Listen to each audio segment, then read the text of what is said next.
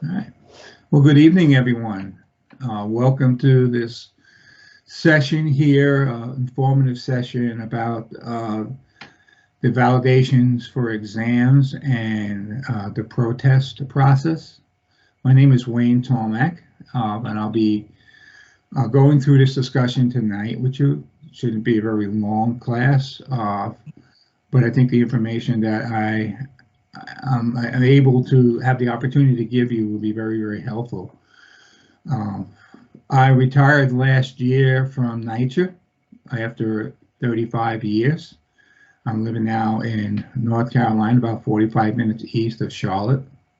But I've been working for Local 237 as well for about 25 years, I guess. So I have a lot of experience with the civil service process, and particularly with the validation end of it, with protests and so forth. So I hope, again, to be able to share that information with you tonight, and it'll be helpful to you as you go in and look at the exam and decide whether you want to protest questions or not. So I think the best way for me to begin this discussion is really giving you an overview of how these tests are developed from the time they develop the test to the time that the list comes out, because I found out, that experience or that process was really eye-opening for me when I understood what was going on. There's really three phases that any exam, whether it's promotional, whether it's open competitive or promotional, goes through to produce a list. So in DCAS, they have examiners, and these people are basically, they have a qualification office associates. So they may have some literary background, they have education and so forth, but they get hired as, if you all could do me a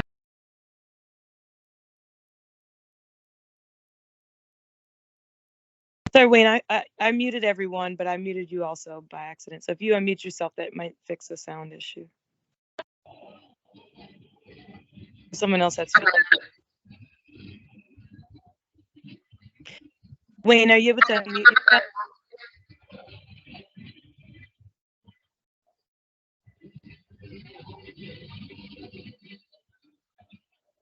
Wayne, you're muted. Thank you. I didn't realize you muted me too when you muted everybody. I don't think that would happen if you make me a presenter, even though I'm not sharing my screen. Yeah, I did make you a presenter, so I didn't think it would mute you. Yeah, somebody's still got an open mic or something. Yeah, I'm gonna mute them. Okay, one second. Okay, so what happens is when there's an exam schedule, it gets assigned to an examiner. And the examiner takes the exam all the way through the process. Usually it's that one person that oversees all these different processes to get a list from that exam. Sometimes things happen where that might get handed over to another examiner, but usually it's the same person.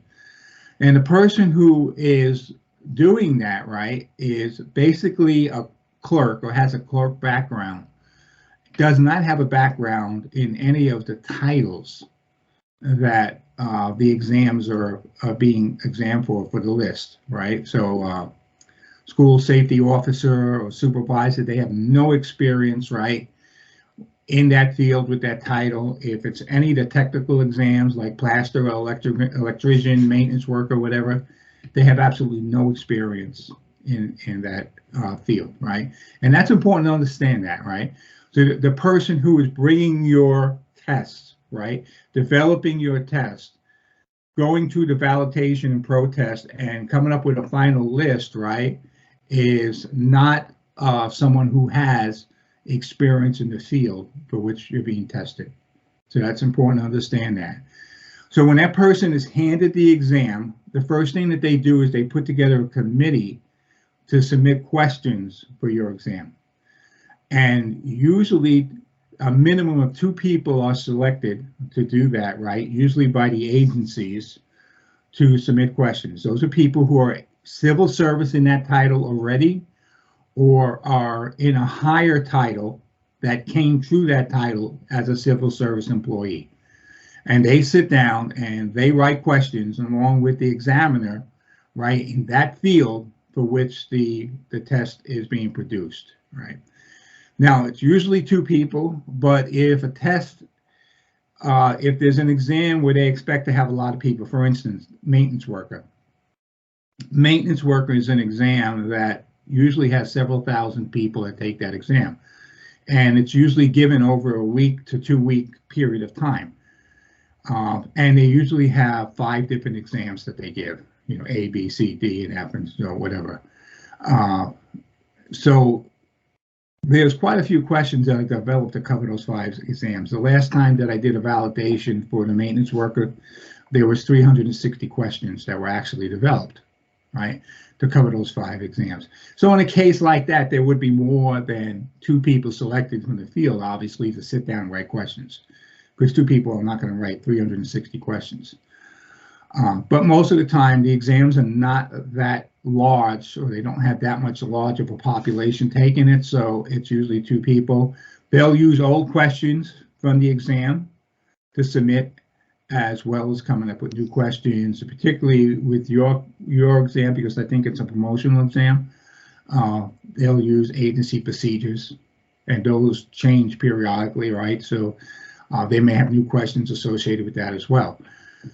So when they write a question, the process that they're supposed to use is they have a form for each question. Now, each question gets a separate form. The question is written with the 4 possible answers and the correct answer being there, right? And then they have to also put on the form and attach to it supporting documentation. They have to be able to support why their answer is correct, right? So that when we get to the other end of this process where the test is already given and people are coming in and making protests, which is the validation period, right? And somebody says, no, that's not the right answer, they can go back and look at how the original question was written and what supporting documents were submitted, right, to say that this was the right answer, right? Now, that's supposed to happen for every question. My experience has been that it doesn't always happen that way, because I've been asked to sit on protest committees for questions and looked at the original question in the form, and all that was there was the question with the answers and no supporting documentation. But that's the failure on DCAS's part to properly prepare an exam that way. So once a pool of questions is developed, so remember now, the people that are developed in these questions are your peers, right? Working either in that title, civil service, or a promotion that was once in that particular title, right? Along with a clerk who really doesn't know nothing about your title, right? They're there to help in a way, well, primarily to move the process along, but also to help in the way the question is written and worded, right? So that's the first process. The second process, to bring in another group, right, with this clerk, right, that selects from the pool of questions the ones that will appear on the exam. So usually it's an 80-question exam. They'll pull, maybe have 150 questions. They'll pull 80 of those questions out of the test, out of the pool, and then put it for the exam, right? Sometimes, depending if there aren't a lot of people available to work on producing the test, they may use the same people that submitted the questions to actually select the questions for the exam. At that point, when all the questions are selected for the exam, it goes to a writer. This is where many of the problems develop with questions having wrong answers on the test, because particularly in technical fields, right, there's jargon and terminology, right, that the writer doesn't understand because they don't have experience in your title, right? So they don't understand. And there may be a word, right, that's used in that industry that they don't understand, and they think it's misspelled. So they change the word, or they even change the sentence so it doesn't even make sense anymore, right? That happens a lot of times, right, with exams. But after the exam is finally finished, at that point, right, it's scheduled, it's given, which you're already past that point, right? You've taken the exam, and then 5 weeks after the exam, right, DCAS posts a proposed answer key, right? The answer key that they had originally put together for the exam, and they schedule a review of the exam, which begins the validation period. And the validation period just means like we need to get to the final version, right? The final answer key of the test and verify that the test is solid, right? So that we can collect grades from it, right? So you have the opportunity at that point to go in, right? Look at the exam, look at the proposed answer key, and decide which questions you think have the wrong answers, to write a protest and submit that protest, right? Basically on a form, right?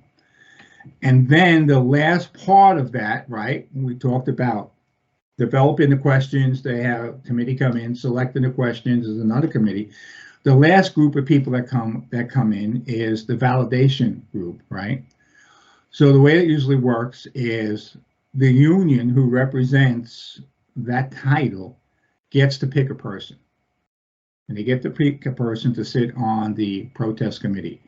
And then the agencies usually get to submit a person. Unless it's, it's a big exam, they have more people. I sat on an exam, the maintenance workers exam, that had 360 protests because they protested every question, right? And there was only 2 people plus the examiner. So even in that particular case, it was like 3 months, 3 times a week going to DCAS, right, to go through each of these questions, right? And so I've done a number of those, right, validations, and had the opportunity to speak to the clerks and the people down at DCAS and so forth going through this process. So they'll go through that process. If there's any questions, protest questions that are awarded, right, then a second answer is given for that particular question, right? They never change their answers. So understand that if you got a question right and it was protested and the protest was awarded for a different answer, you still get that question right, right? They never change their answer. They only add a second answer to that question, right? But they'll never change their original answer. So once that is done, the exam or the protest process, right, with all of the different questions, right, because the protest committee has to fill out a sheet for each question that's protested, goes to the head of DCAS. They look through it and then they certify the exam, right? And an official answer key comes out, right, which they then get a grade from, right? Everybody gets a grade from that official answer key. Everybody above 70 and above passes. And at that point, what they do is they adjust scores for veterans credits or disabled veterans credits or legacy credits. Those particular extra points that they add for those 3 categories are only added to passing scores. And then once those scores are adjusted, they form a list, right? And the highest person on the exam becomes number 1, and so forth all the way down the list, right? That's basically the process. One other thing that's interesting about this, if you get the exact same score as someone else, then the way that they determine who comes first on the list is they look at the last 4 digits of your social security number, and then they invert that. They invert the last 4 digits of the social security number, and then they numerize it and they see which one, right, has the lowest number, right? And that person goes before the other person, right? Years ago, it used to be who filed for the exam first, but that was when everybody submitted paper applications and they were dated. Now everything's done on a computer, so it's a little different. So it does pay to try to get every point you can, certainly for the exam, and that includes the protest process, right? So the thing also about protesting, right? 3 really important reasons why you should go down, right, as you're scheduled to view the exam. And if there's a question you're not happy with, as far as the answer is concerned, you should protest it. There are 3 reasons. The one is very simple, right? You get to see the exam again, right, under a less stressful situation than when you took the exam, right? Because most of the time, we take an exam and we're nervous, we're worried, we may be provisionals, and we're worried about, you know, getting bumped down or losing our job and so forth. There's a lot of pressure when we take an exam, right? But now you're able to go down there in a relaxed situation, right? There's no pressure.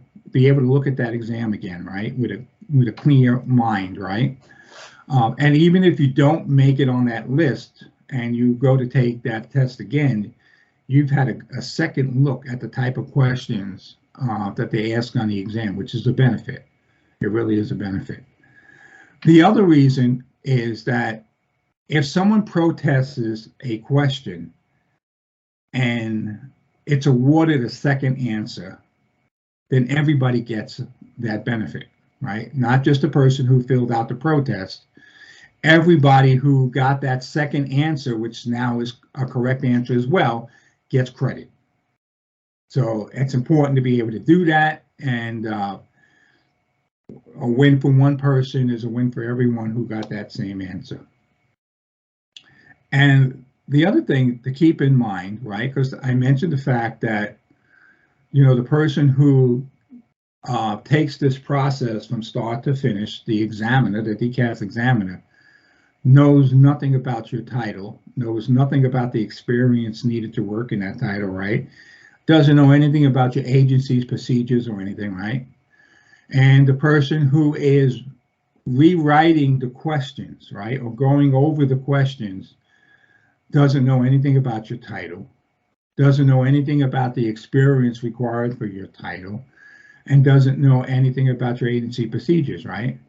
So there are almost universally always questions that have wrong answers. It's almost in every exam that way, unless it's an exam, an established exam that's been used, right, nationwide or something. A lot of managerial exams are like that, right? They're a professional exam that's being used across the country, right? So all the bugs have kind of been worked out of it already, right?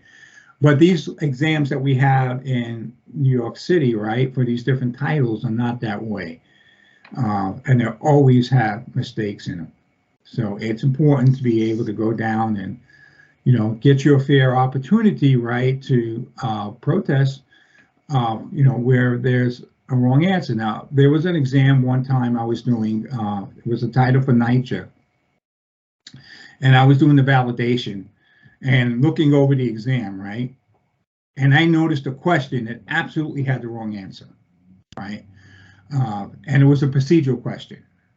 And I actually had the procedure with me, right? Which showed that it was a different answer. And I couldn't do nothing for the people who got the right answer for that question because no one protested it. So when people are chosen to go down and review the protest, right, that's all they can really speak for, are those questions that have been protested. If no one protested the question, even though DCAS was dead to wrong with their answer, it stays the way it is. I can't do anything, right? So it's really important to put this protest in, right? To give those people, your peers, right, who are trying to get the best score for you as possible, right, to give them all the resources they need, right, to be able to get a true, just answer key, right, for the test. So it's important to go down and do this. So here is the premise, right, for which DCAS awards protest. A protest is only awarded if there is another answer, right, of the 4 selections that is equal to or better than their proposed answer. That's the only way that you can win a protest. There has to be an answer other than the one that they picked that's equal to, just as good as, right, or better than the one they selected, right?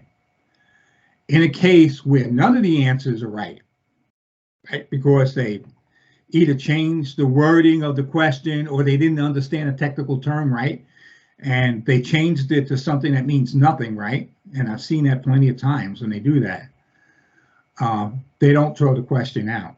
Even though there's no right answer there, the answer that they selected is the only right answer in their eyes. Even though you may know, right, that that's definitely not the right answer, right? The right answer is not there.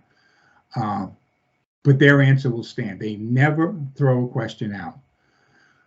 So the premise to win a protest is there has to be another answer of the 4 that's as good as or better than their proposed answer.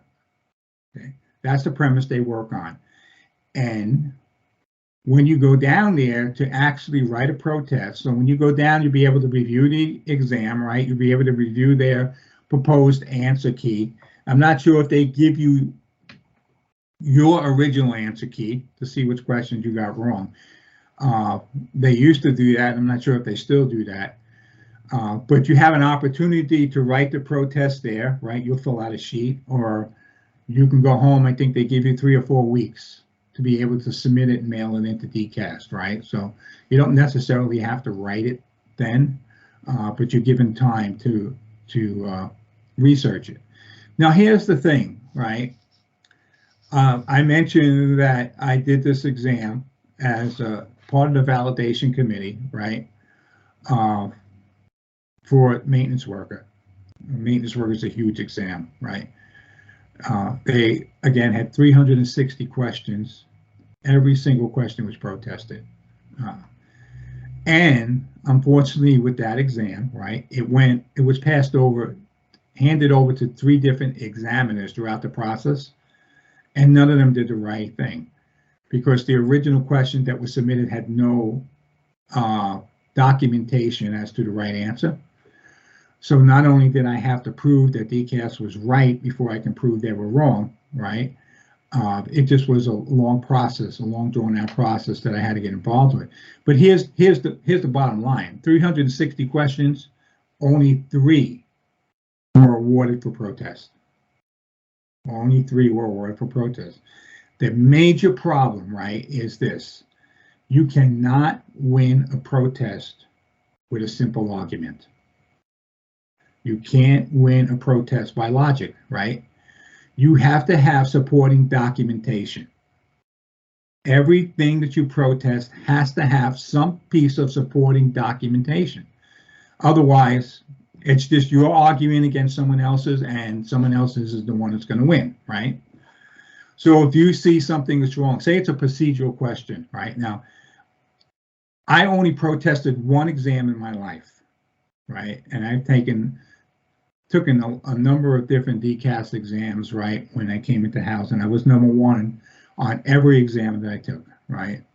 I'm a really good student. And the very last exam that I took, I went to do the protest, right? And I submitted 3 questions and I was awarded the 3 questions, right? And everybody was awarded the 3 questions that I won. But for every one of the questions, right, one was a procedural question that they had the wrong answer. I copied the procedure and I attached it to my protest. And I highlighted what the procedure said about it to show that they were wrong. So they awarded the second answer for that question. The other 2 questions that I were awarded were technical questions, right? And they were about plumbing, right?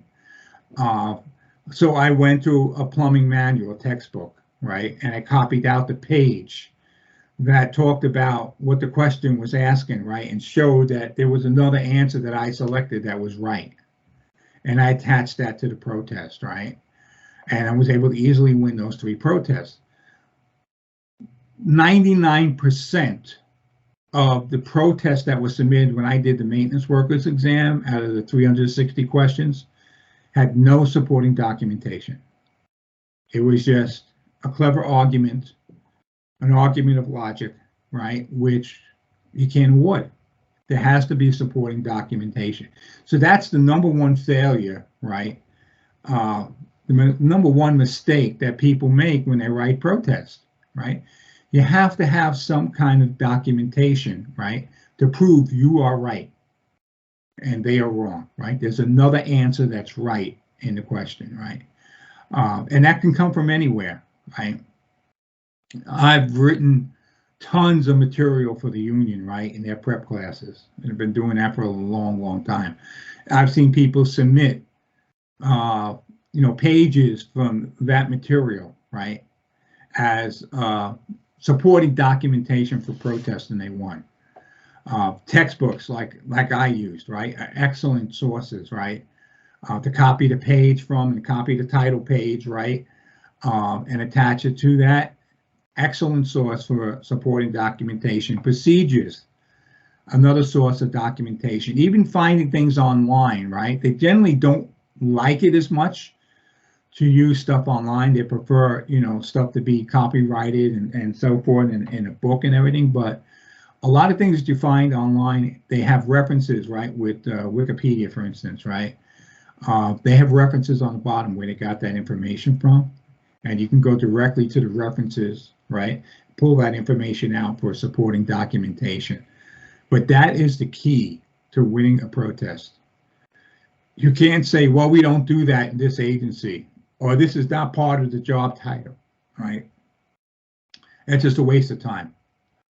It goes nowhere, right? Believe me when I tell you this, because I've done this for years with them, right? And I've argued till I was blue in the face with examiners over this, right? There has to be supporting documentation. So I'll tell you a story here just to illustrate this point, right? I was doing a validation for another title in housing for assistant superintendents, promotional exam, right? And they had a question on the exam, which pertained to reading an electric meter, right? Part of what they have to be able to do and read an electric meter. And what's interesting is that they took the question, because it was an illustration, right, of a meter. They took it right from the material that I prepared for the union, right, in their test package for quizzes. The exact same illustration, right? It was my question, right? And they picked the wrong answer. So I'm explaining to the examiner that it's the wrong answer. This is the way you read a meter, right? And he's telling me, no, you read a meter this way, and the answer is correct, right? And he would not listen to reason. So I said, listen, I'm not going to sign off on the exam, because the people who sit on the validation committee, all 3 people have to sign off on the exam before it can be going to be signed off by the director of DCAST, right, to get an official answer key. I said, I'm going to hold up this exam because I know anybody who got the right answer, right, is going to get marked wrong. So the examiner got so frustrated with me, he stormed out of the room. He made me sit there with this other guy for like 15 minutes. Then he came back and he says, we got to set this up for another time. So I left. I get an email a couple of days later, come down there, a week later, right, at a certain time. And what I did was I went on the website, right, to electric companies across the country, and I produced like 10 different instruction guides from these different electrical companies on how to read meters, right, which were all in line with the way I said it had to be read. And I brought that with me when we went in, and I gave it to the examiner, and he said, no, I still don't think this is right. So I said, well, we're not going anywhere then, because I'm not signing off on this exam. So he got mad again. He took the stuff that I gave him and he went out and talked to the supervisor, and he came back in about 5 minutes later. He says, okay, we'll award that question, right? That's what you have to go through, right? On that end of it, right? When people look at these protests that you write, to try to fight to get you the right answer to be awarded, right? It's a battle with DCAS in a lot of these situations. So you need to help those people out as much as possible uh, by making the protest, right, foolproof and giving supporting documentation. And there's always something, right? If you know that the answer that they have is wrong and there's another right answer there, right? There has to be another right answer for you to protest, because if there's not another right answer, there is no protest. Because remember, it has to be another answer that they have their choice that's equal to, as good as, or better than their answer, right? But you need to be able to give that people who are going to sit on that committee as much ammunition as they can get, right, to win you that protest. So supporting documentation is a must. It's a must. Don't expect the examiner or even the people that are sitting on it, who really are your peers, to really know what you know, right? And say, well, if they in my title they should know this. Don't make that assumption, right? You need to document all of your arguments, right, or all of your protests with documentation and so forth. And that's basically how you get awarded a protest. Very important. Unfortunately, again, the majority of people who protest just say, we don't do it this way, that's not the right answer, this is what that's called, or some other argument. They may be right, but there's nothing to prove that they're right. Okay. So, do we have any questions about anything I said or the protest process? You can ask me, and hopefully I can answer it. Just open up your mic if you're going to speak.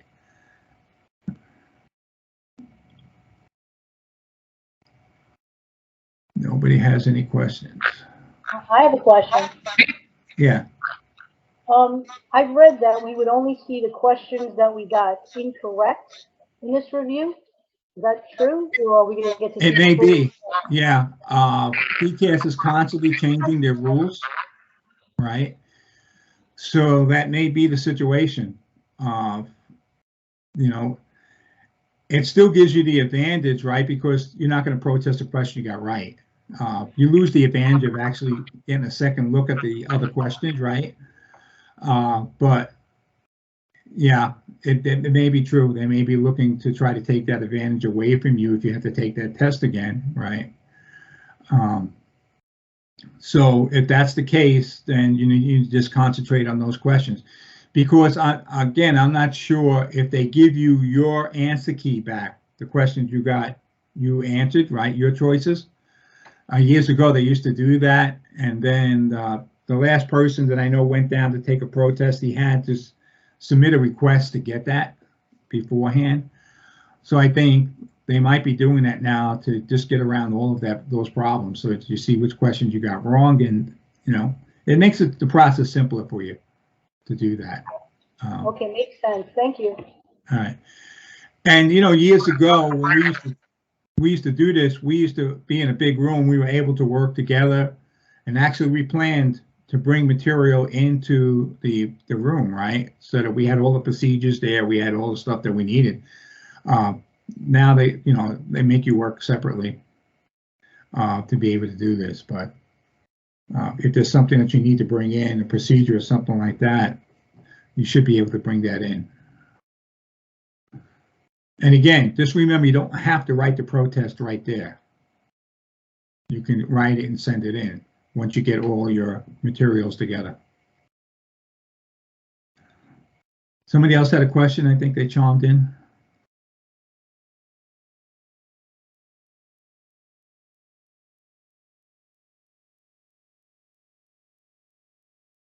So we always tried to do, I've been involved with, again, the union for 25 years, preparing people for civil service exams for a bunch of different titles. And I've done some work on your title.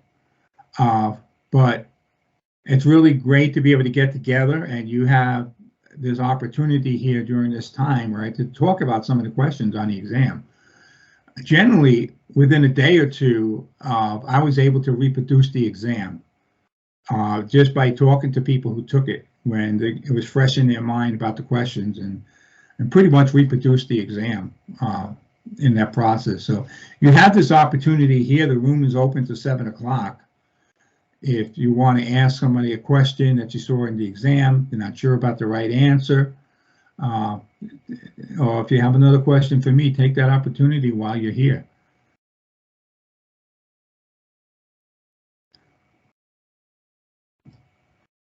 Let me see. Somebody might have been. Use temporary. So Wayne, I don't know if you think this is a good idea or not, but something I had suggested was maybe if everybody had written down some questions, they could all share whatever they remember in the chat. And then what I can do is I can email that chat to everyone, so everybody has an idea of different questions that were.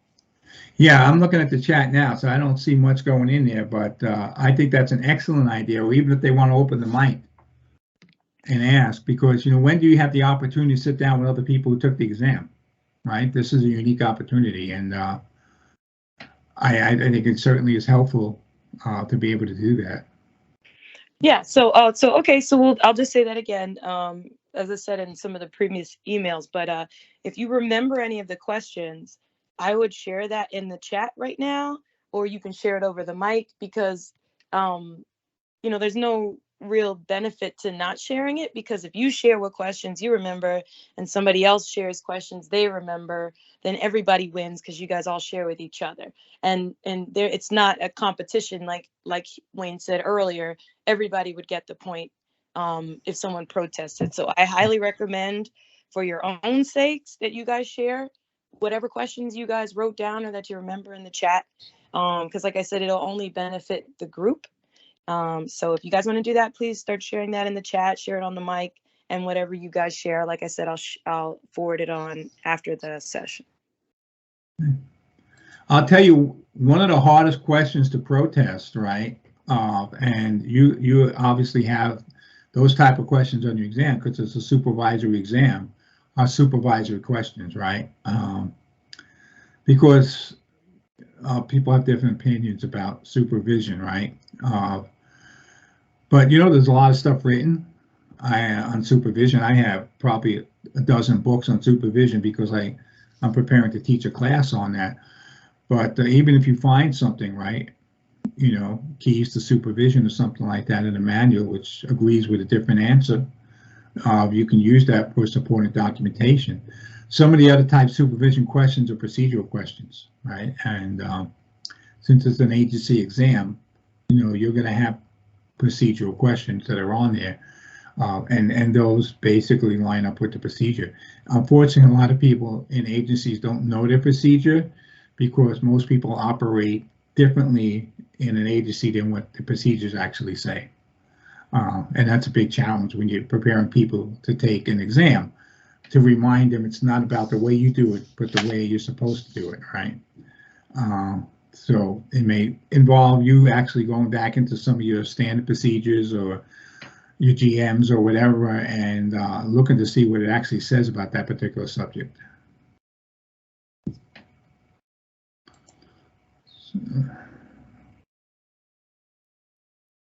Good evening. I have my hand raised. Oh, I'm sorry. I have a question.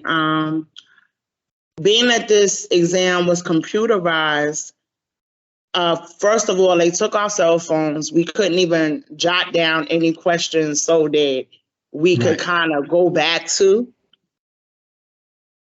Right. That's a standard procedure with them. Right. So generally, they don't allow you to take anything out of the exam room, and that's the same when you go down there to do the validation. You can take a blank application, right? Or if there is a site that you can actually go online to write the protest out, they will give you that site. What I had to do was actually just memorize the question, you know, because I wrote all 3 of my protests when I got home. Because I knew I can support it with documents, but I didn't have them with me, right? So I basically just memorized the question that I wanted to protest, the 3 questions. I maybe didn't word it exactly right, but it was close enough for them to know which question it was talking about. Okay. And the reason they take your cell phone is basically because you can store memory and so forth in the cell phone. They don't want you cheating on the exam or recording anything on the exam. So if you take your cell phone out during an exam, then it's an automatic failure for the exam. So it's important when I do a math class for some of the titles that have math on it, because for most of the exams you can use a calculator, and I got to remind people you can't use a cell phone calculator on an exam. You have to use a regular calculator. Yeah. Okay. Yeah. So just be prepared to exercise memory with some of these. Hopefully, listen, hopefully it's not a lot of questions right? You may only see 2 that you really feel that you can win a protest, but another person may see a different 2, right? That they can win a protest and they might be successful, right? But between the 2 of you, if all 4 protests are awarded, right, that's 4 points, that you get on your exam, and each point makes a difference, especially if you're trying to get over that 70. Right. Big difference. Yeah. Okay, thank you. You're welcome. And by the way, usually they give you the same amount of time to review the exam that they gave you to take it. So if it's a 3-hour exam, they give you 3 hours to do that. Okay. All right. Any other questions? I hope this has been helpful. We've never done this before. We usually will do sessions, right, before people file for the exam, because it used to be a very complicated process. It's been simplified quite a bit now, right? But documenting your experience to be able to take the test when there was experience and education required, right, was a process that we used to have classes for, so people would not get turned down to take the exam. But at that time, I would go over some of this information, but who's going to remember this, right? 3-4 months before you take the exam. So this is the first time we've actually done this. And I hope it's been helpful. I mean, it's been educational for me when I started this process to actually see what goes on in DCAS, which is a dysfunctional agency at best when it comes to putting these exams together. I must have written a couple thousand test questions over the last 25 years. And I can tell you, they don't do a good job with exams. So it's absolutely critical to go down there and look at it, look at the ones you got wrong, and check them out, because they do make mistakes. Just typos too. I mean, I've seen it where the original question had the right answer, but on the proposed answer key was a different letter. Or it's just a simple typo, but you still have to document the right answer. Okay. Any other questions we got going? Anybody want to make a comment?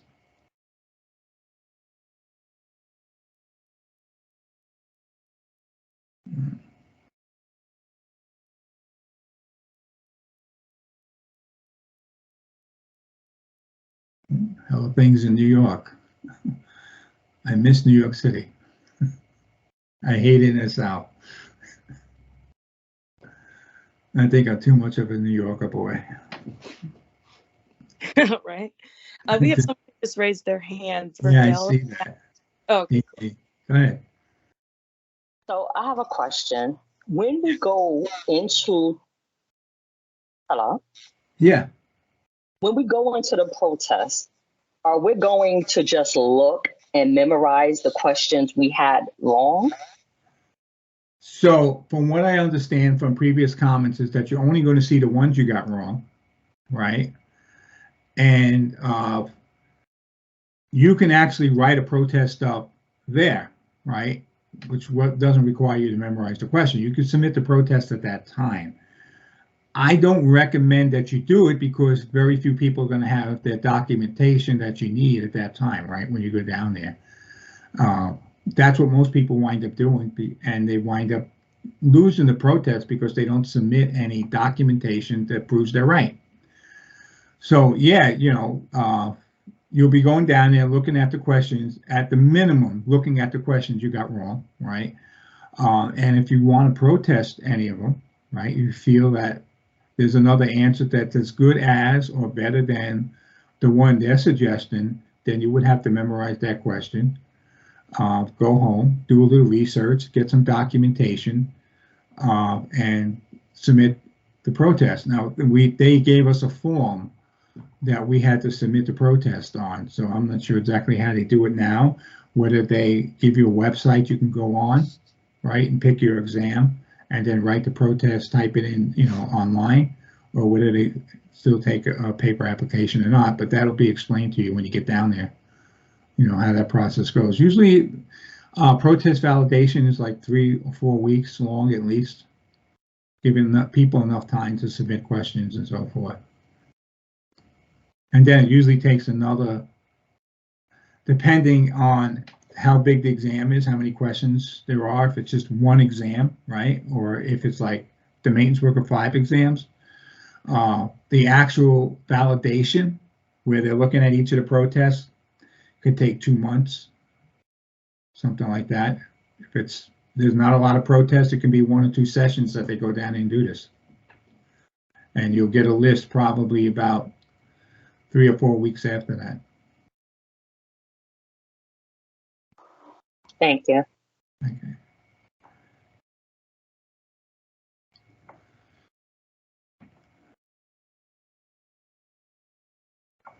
Any other questions? Comments?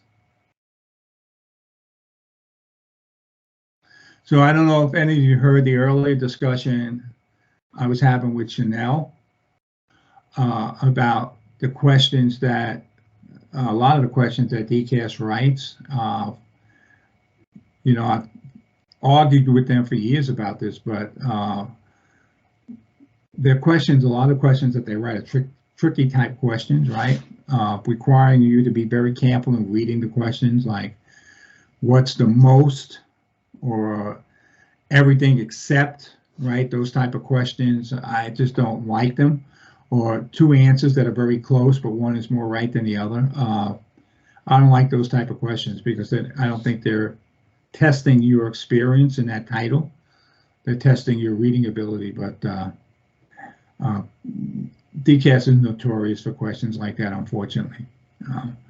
So they don't write tests for people to succeed. A lot of times they write tests, but just the opposite.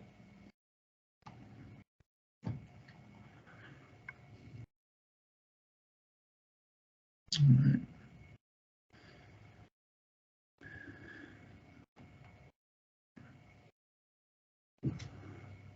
All right, let me just check the chat. Well, I hope everybody is clear at least on the process from start to finish with an exam, to get to the list.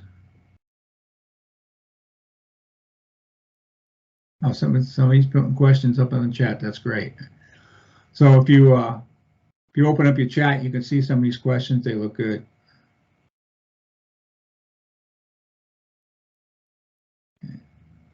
So I see some of these questions are situations, right?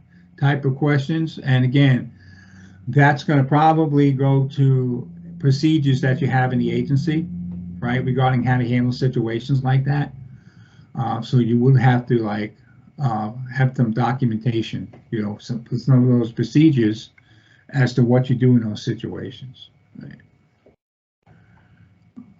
That's important.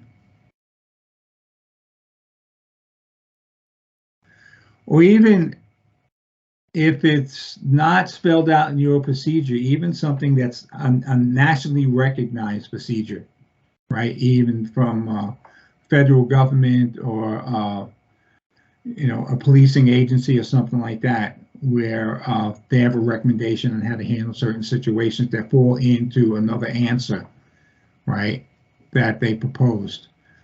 You can submit something like that. The worst thing you can do is to submit nothing but an argument. That's not going to go anywhere, right? At least something, it gives something for them to look at and then think about whether that other answer might be right.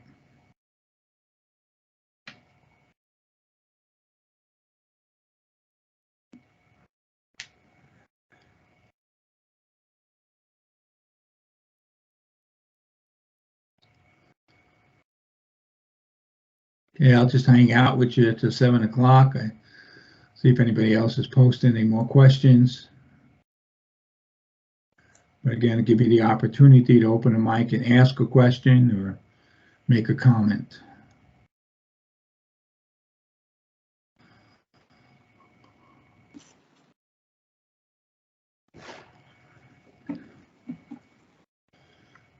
Remember, I did work on your title a long time ago, working with a couple of your procedure manuals, developing questions.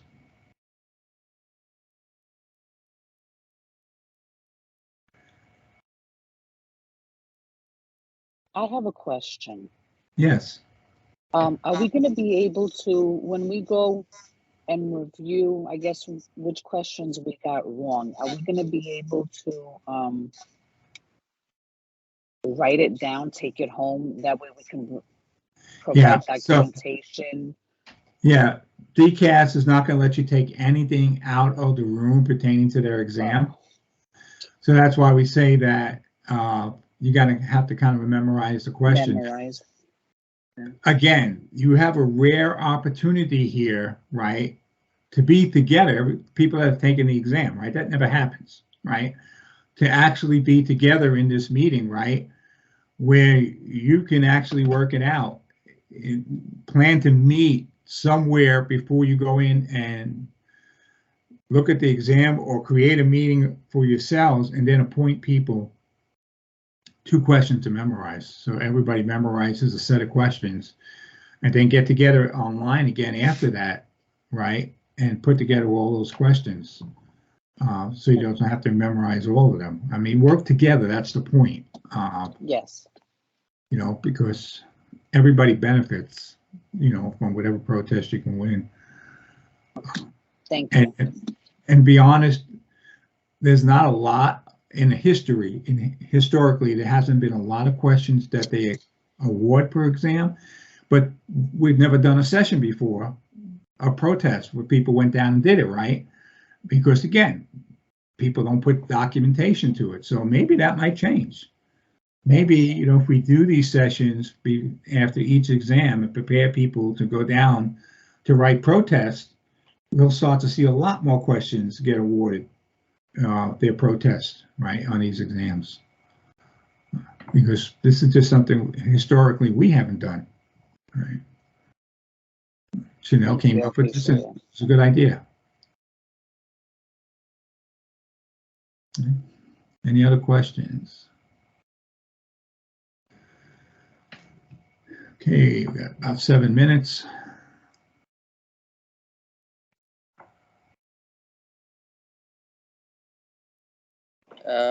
Excuse me, sir. Yes. This is Hussein MD. I just late joined because I had work. I came back from work, so I just started now. I have 7 minutes, right? So I miss a lot. So can you tell me that any important lessons so that I can get and? So the biggest thing, the main thing that I said is that when you write up a protest, you have to have some kind of supporting documentation, something proving that you were right. You just can't write a protest of a clever argument and say, we don't do this in this agency, or that's not the right answer because, right? You have to prove you're right. You have to have something from a textbook, from a procedure, something to show that your answer, right, is the right answer. And you can only protest one of their answers that's as good as or better than the one that they say is right. Now, having said that, right, you should email Chanel at the union, because this has been recorded. So she can make arrangements for you to watch the recording, right, to get the whole session, right? Because there are other people too that are working or whatever, and they're not able to be with this meeting tonight, that they'll be able to watch this hopefully in the next couple of days, you know, be through the recording. So just contact her at the union, right?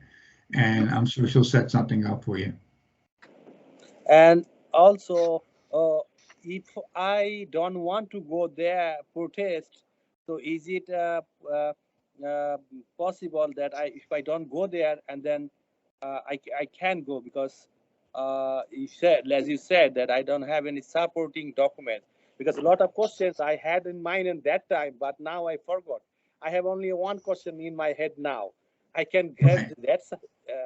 I have that documentation, supporting documentation, only one question, but I had so many questions on that time, but I couldn't write it down because they didn't allow us to write it down. Right. So when you go down there, and you really should try to go down there to view the exam, they'll show you the ones you got wrong. So you can look them over and think through them, right? You'll have plenty of time to do that, to see if you think there's another right answer that you can prove is right. Right. And also, if I go there, and if I go there, like I had only one question in my mind, and I have a supporting documented. Like, for example, there was a question that says that before July 4th, how many leave we have. So there is a questionable, because there is a Lincoln Day birthday, and then my question is including or excluding Lincoln birthday. That is not the holiday, real holiday. So that questions I may think that it was wrong or right. Right. So but you see, that's what you remember from the exam. When you go down there, you may notice other questions that you got wrong that, hey, I think I can prove that there's another right answer. You don't have to write the protest when you go down there. You get to view the exam. You have like 3 or 4 weeks to write the protest and send it in. So if I go there, and is that if I take any one question, any protest, that so they can take my number out, the correct answer I did, so they can take my correct answer from the number, from that correct answer. They can be able to take my answer, or they'll be able to see your proposed answer key and which ones you got wrong. And if you get awarded that protest, then everybody will benefit from it. And then there is nothing to lose, right? No, that's right. You can't get any wrong, right? You don't protest and then they take a point away from you or somebody else. That doesn't work. Like I explained, even if they decide that a protest is valid and that there's another answer that's correct, they just add a second right answer to that question. They don't change their answer. That answer is always going to be right, one of the right answers, right? So you can't lose. There's nothing to lose, but 3 or 4 hours, really, there's nothing to lose. I'm scared that I did 56 right, and if I go there and they take me No. There's nothing, absolutely nothing to lose by going and viewing, because you don't even have to write a protest. You get to see the questions you got wrong, right? And view those questions. So there's nothing to lose with that at all. Thank you so much, sir. Thank you so much. Nobody gets less of a score from a protest process. You may get a higher score, but you never get a lower score. Thank you so much, sir. You're welcome.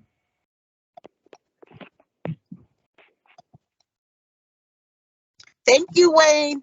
You're welcome. I hope this has been helpful to you. If you think of a question pertaining to this session later on or tomorrow, just email Chanel, and she can't answer it, she'll email me. If I can't answer it, we'll make something up. Don't worry. No, we'll get you the right answer. Just let us know what it is in the next day or two. All right. Thank you all for coming in tonight and sharing your time with me. And I hope everyone does well and very successful there on